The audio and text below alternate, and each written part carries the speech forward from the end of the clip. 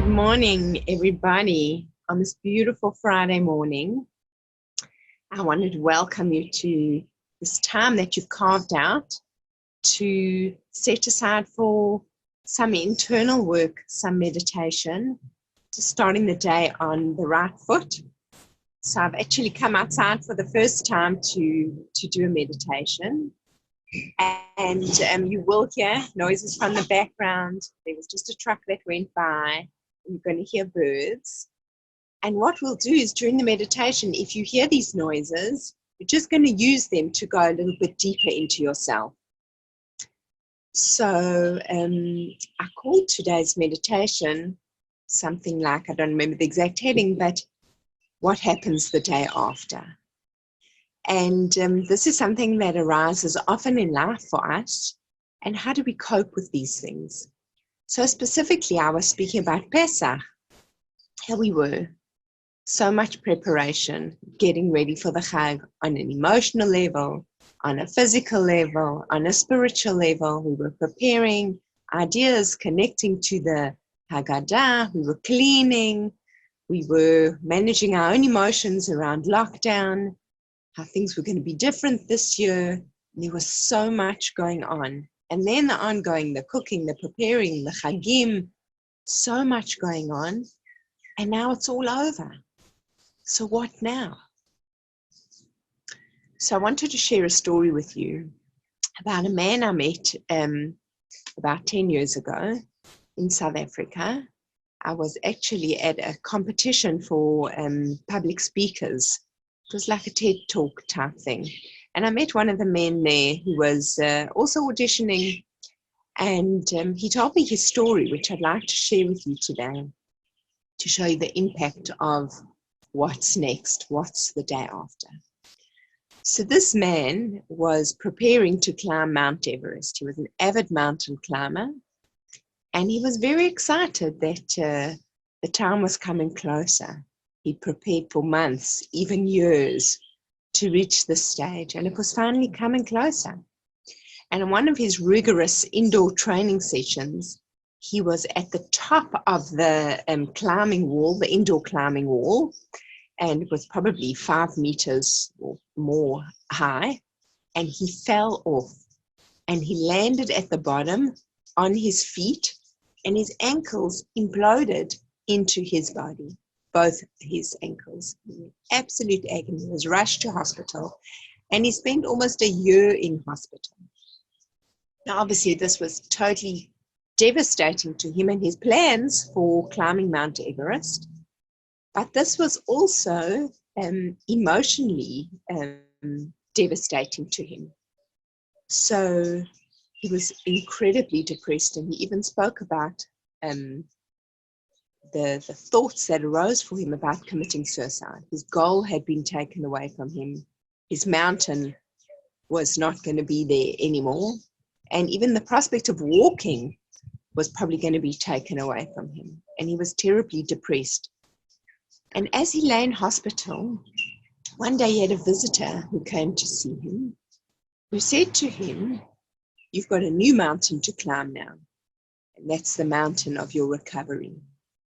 And this all of a sudden hooked him up, gave him a new goal. It gave him something to look forward to.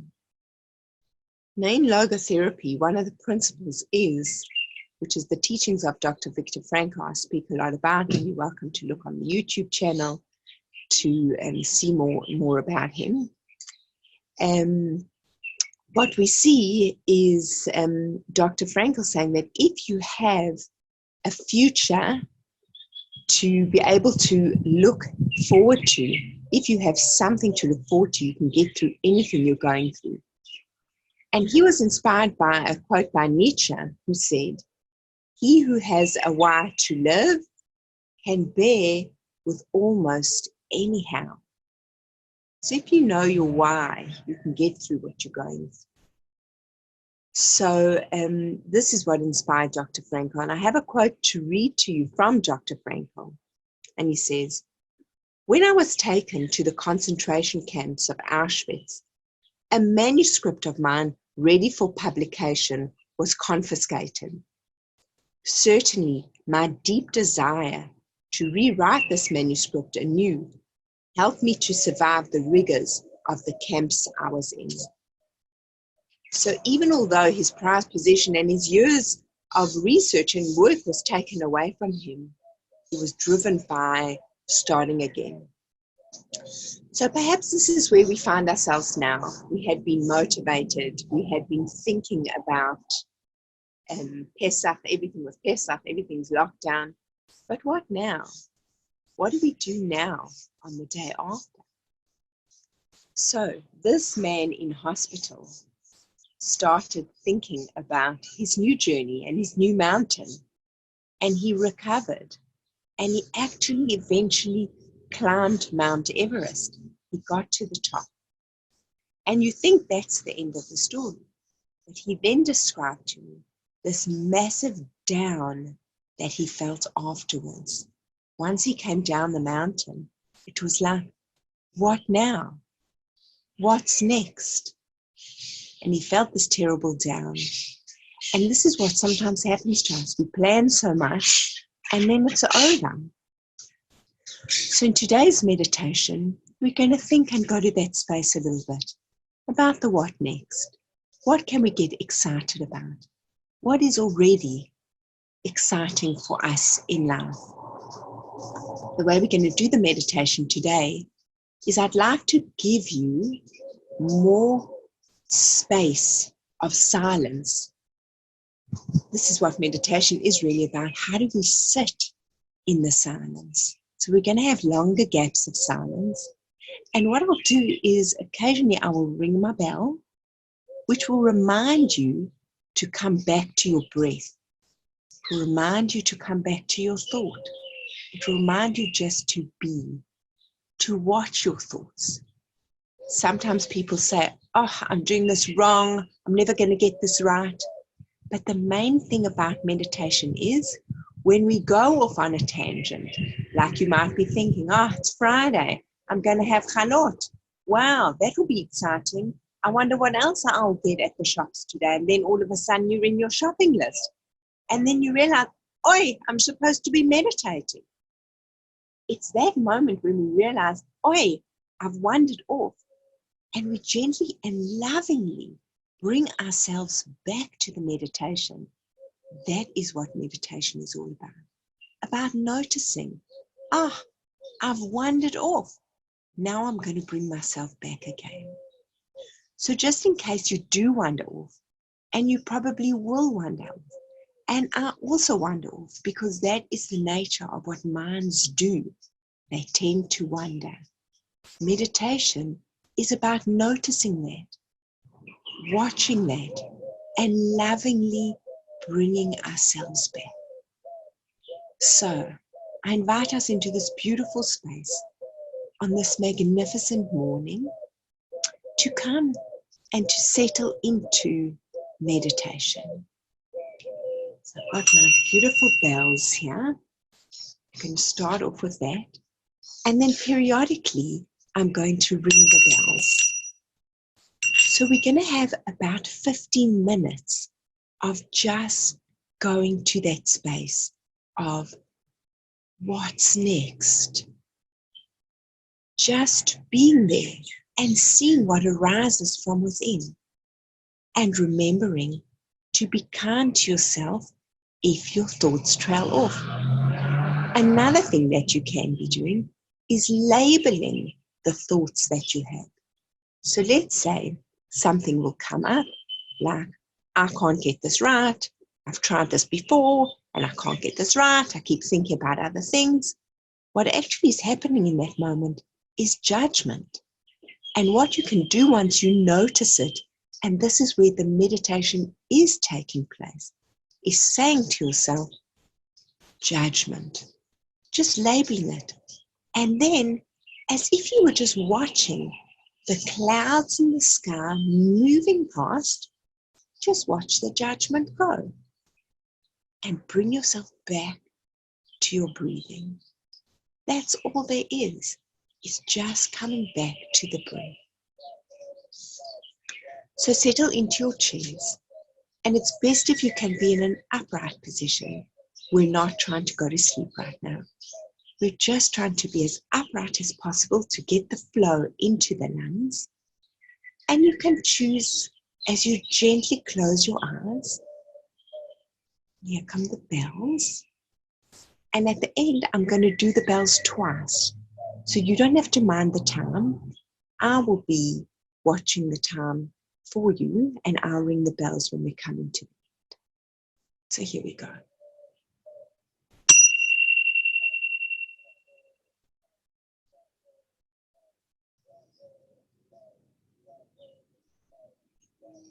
Just become aware of your breathing.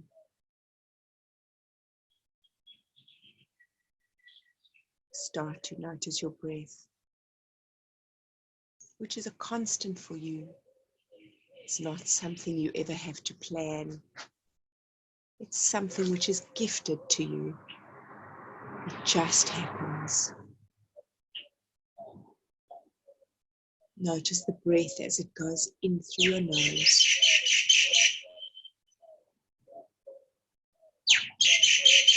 Fills your lungs. And then leaves.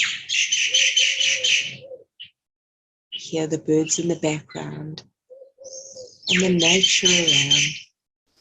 And just let that be part of your background meditation. Sounds outside. The sounds can be something that distracts you. And then again, that is just an opportunity and an invitation to bring yourself back to your breath.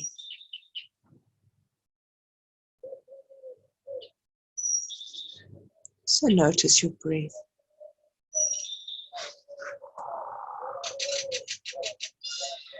It goes in through your nose. And you can even notice the temperature of what it feels like as it goes in.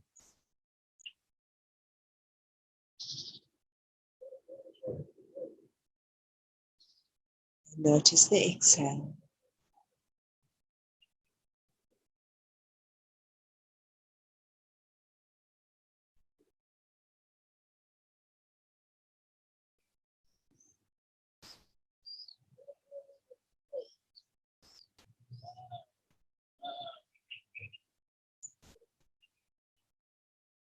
Breathing in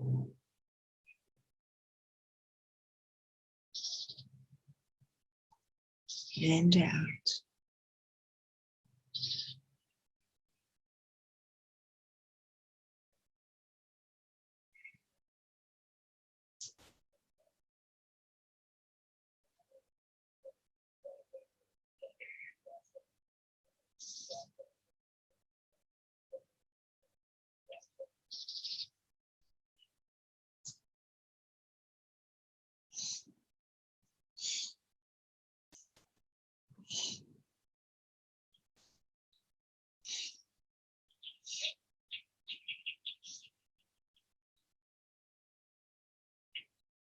Each breath you take is an invitation to go deeper into yourself.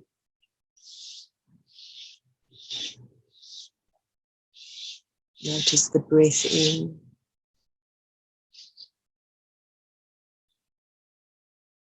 and out.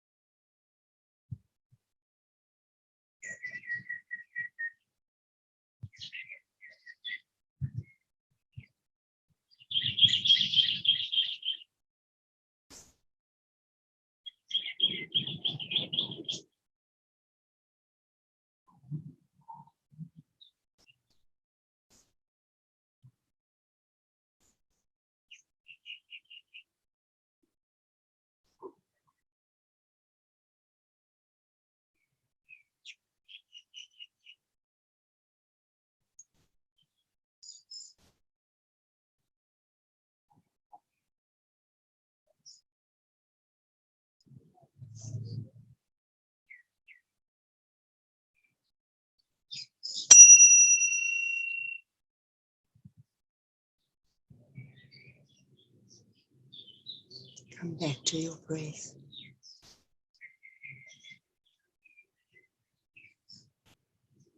And if your thoughts have wandered, just gently and kindly bring them back to your breath.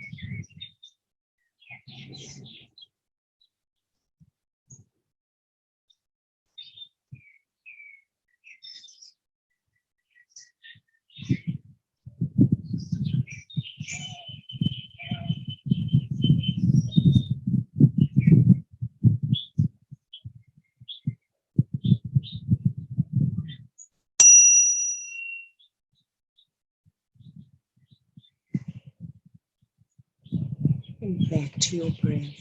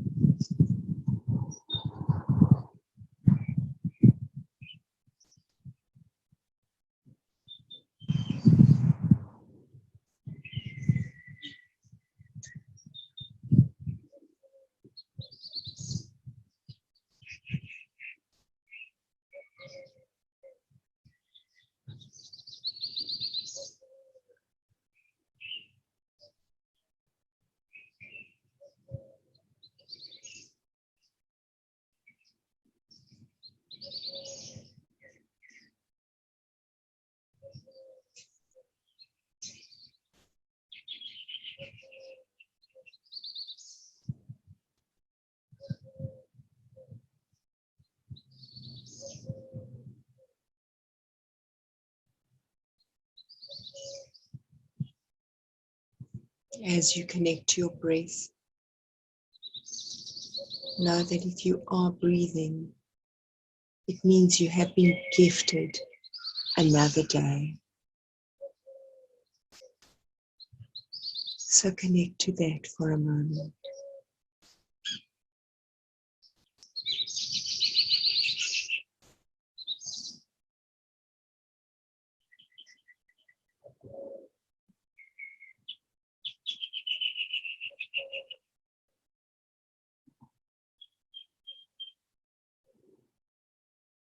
What will we do with this gift of a day we have been given?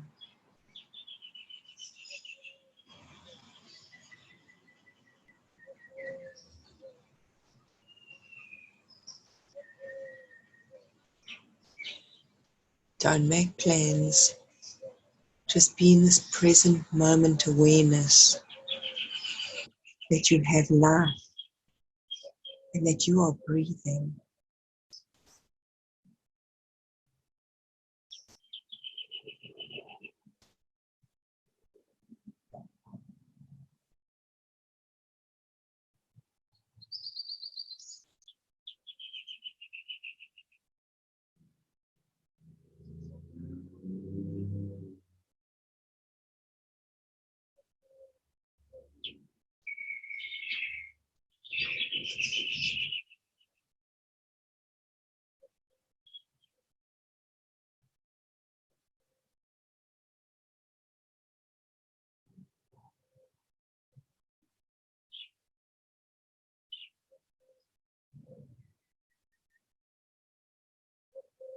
Find the place in your body where this gift of life resonates. It could be in your lungs, where you feel your lungs expanding and contracting with breath. or it could be in your heart. You connect to gratitude. It could be in your face as you feel the smile of this gift in your life.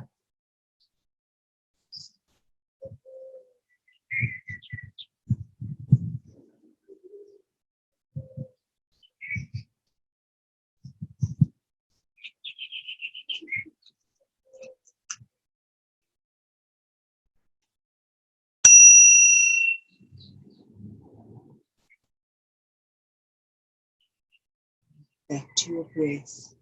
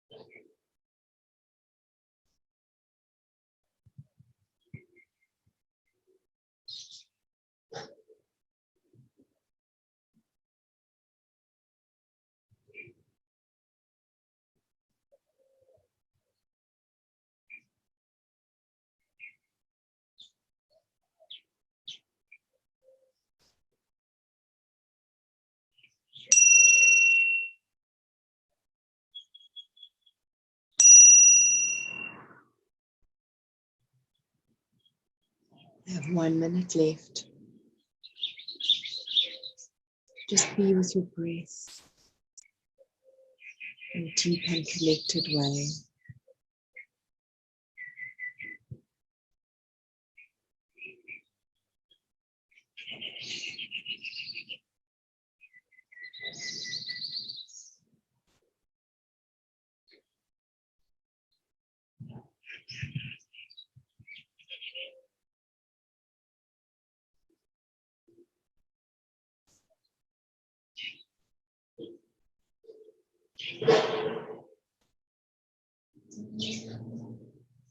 Take a moment before you open your eyes to thank yourself for showing up for this half hour, to start the day in a deep and contemplative way of being in the present moment, noticing the breath and the gift of life that breath brings.